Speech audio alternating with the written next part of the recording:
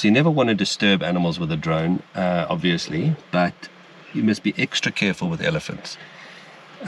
Some elephants will ignore drones entirely, but other ones will freak out. I've had a situation in the past where I flew quite high over the elephants and they stampeded straight towards me, and I was on the ground and I didn't quite realize the direction they were going, and then my guide said, quick, get in the car, and saw the stampede of elephants coming towards me. So yeah, extra careful with elephants and drones.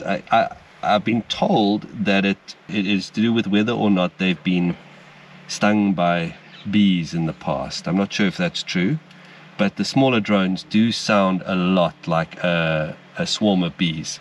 So it does kind of make sense. What I'm trying to do now is get the classic shadow shot where the shadow looks like the animal itself. But unfortunately, these ellies are moving in the wrong direction for that. They're lining up incorrectly. Oh, look at them. They're right here. Did you know that, Andy? I did. Did you know the elephants were right here? Mm-hmm.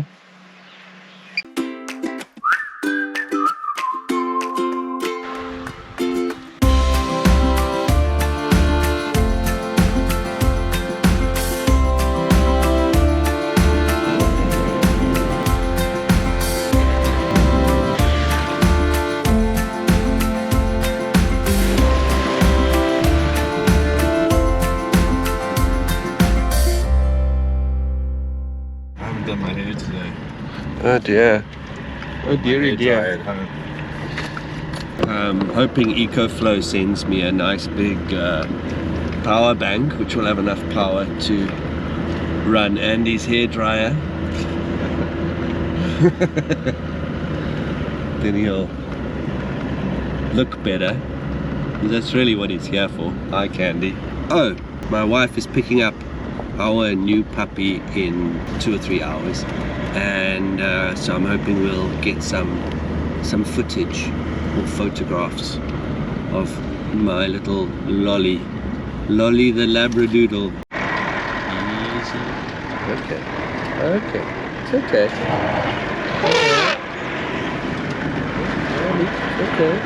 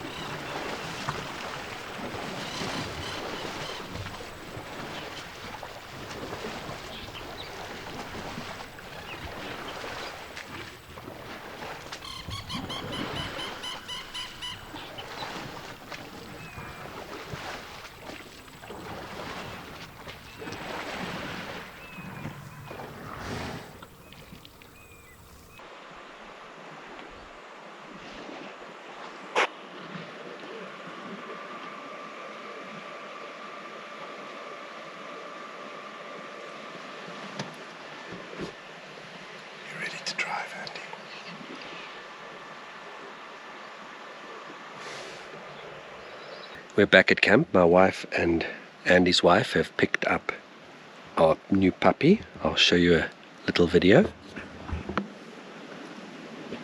Aww,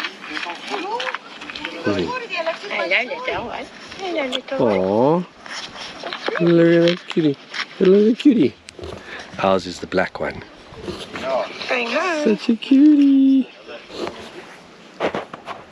So the reason I missed the wild dogs chasing the lechwe over the water the other day is because my camera was shut off, and it takes 1.5 minutes or something to boot. And the reason it was shut off is because I'm powering it off V-Lock batteries.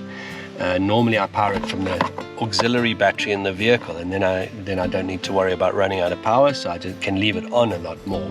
But this hasn't been working properly, and I noticed that there is some melted plastic here. So something has gone wrong inside this D-tap connector. D-taps are anyhow, I really shouldn't be using them. I'm going to replace them all, I think, with XT60s at some point. But for now, I think I must just bypass this connection here, and then it should all work.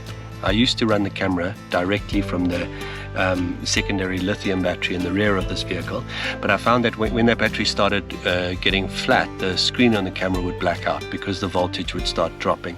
So I've actually added a voltage converter, a little boost converter here. It's in one of those adjustable ones. There's a little potentiometer. You can adjust the output voltage. So input over here coming from the secondary battery is 12-13 volts, something like that, and I'm outputting about 15, and now I no longer have that problem of the screen cutting out while filming. Yeah, I 3D printed a little cover for it, just a little hole there so you can still adjust the potentiometers, and screwed it onto the door. It has been working very nicely. So I'm just gonna break this thing open, this D-tap connector, and see what has gone wrong inside. So what I think happened is this wire wasn't connected very well, so all the power was going through a few strands of this cable, and as such it heated up a lot. So what I'm going to do is I'm just going to cut this off, pull out left a little bit of extra wire there, thankfully. I'm going to cut both of these off because they're useless.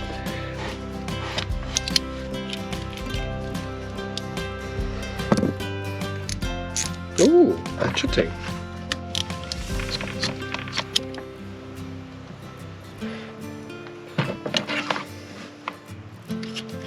Let's first check here on the voltage going into the converter.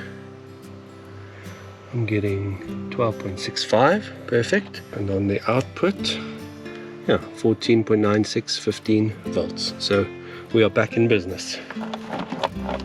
There we go. Now I have no more excuses for missing awesome shots.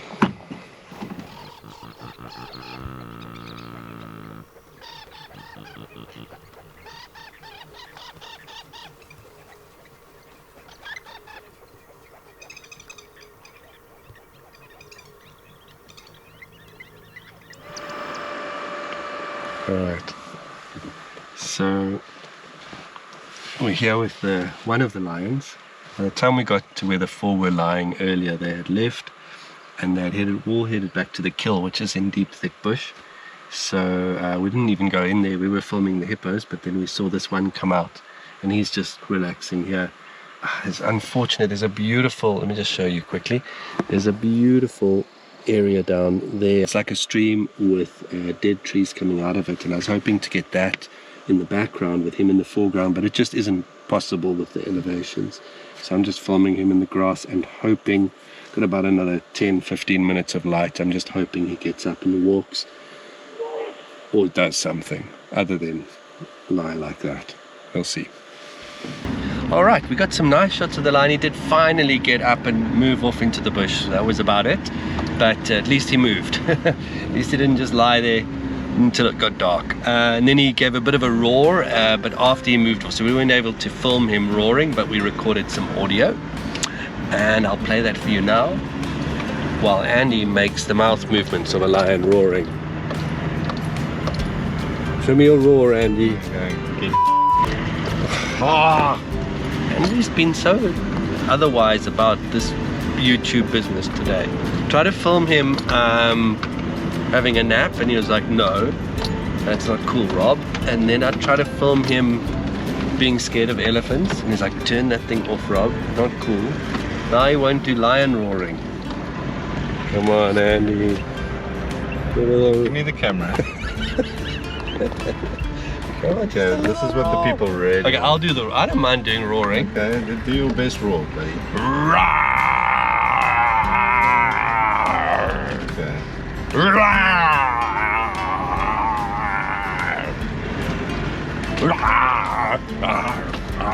Like or comment if you think that was an impressive performance. No, it will be, because I'm going to put the sound of the lion over it that we recorded. It's going to be awesome. Okay, so now we're heading home. We got a little bit of a fright because all our electrics, all the auxiliary electrics went dead. And so Starlink was dead, the inverter was dead, everything was dead, but luckily it's just a flat battery. I haven't been monitoring this vehicle battery very carefully. I thought it was doing fine, but we obviously haven't been driving enough to top it up, and we've been parking in the shade in the day instead of leaving the solar panel on the roof in the sun, so it's gone flat. Not the end of the world. I've got the other one that's in the tent at the moment. I'll move that across and can use that one this evening, and then tomorrow we'll just make sure we leave the vehicle in the sun in the middle of the day, and it should top up the battery quite easily. Show me a nice roar, Andy. Come on, Andy. It's another roar. There we go. That's it. Okay, wait. But you really got to do one big one and then the little oh afterwards. One more time. Go. Why do I do this? Why do I come on these trips? Come on. For your amusement. For my entertainment. Okay, here we go. You ready? Yeah. This is going to be amazing. That's it.